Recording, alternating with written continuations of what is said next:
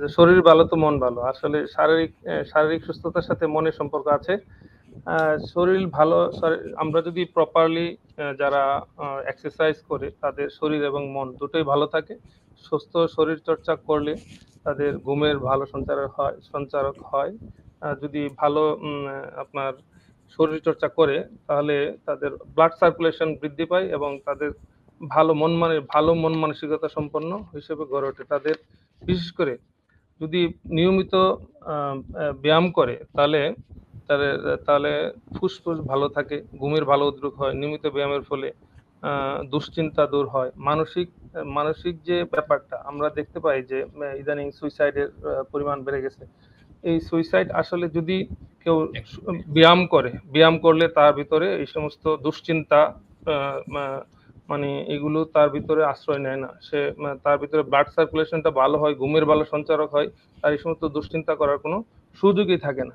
তো যারা ভালো ব্যায়াম করে এবং খেলাধুলার সাথে সংযুক্ত তাদের এই সম এম তাদের বিশেষ করে যারা দুশ্চিন্তাগ্রস্ত আছে, যারা এডিক্টেড হ্যাঁ, এডিক্টেড তারা যদি নিয়মিত ব্যায়াম করে তার এই সমস্ত দিক থেকে তারা দূরে থাকে।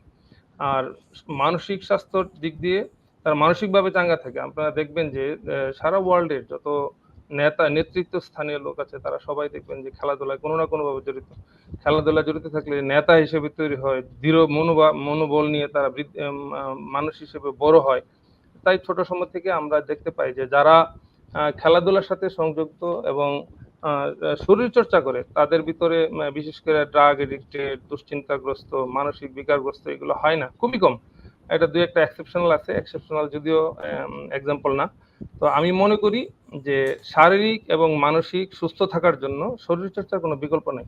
শরীরচর্চা অবশ্যই করতে হবে এবং নিয়মিত করতে হবে। নিয়মিত শরীরচর্চা করলে কেউ যদি প্রতিদিন নিয়মিত হাঁটে বা শরীরচর্চা করে, তার কখনো মানসিক বিকারগ্রস্ত বা মানসিক দুশ্চিন্তাগ্রস্ত হওয়ার কোনো অপশনই থাকে না।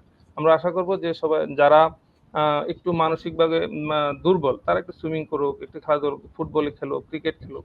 এইভাবে সবার সাথে মিলেমিশে থাকলে, সবার সাথে যদি তারা শেয়ারিং এ থাকে তখন ওই সমস্ত দুশ্চিন্তাগ্রস্ত থেকে বিশেষ করে সুইসাইডের মতো অপশন থেকেও তারা ফিরে আসে এবং যায় না।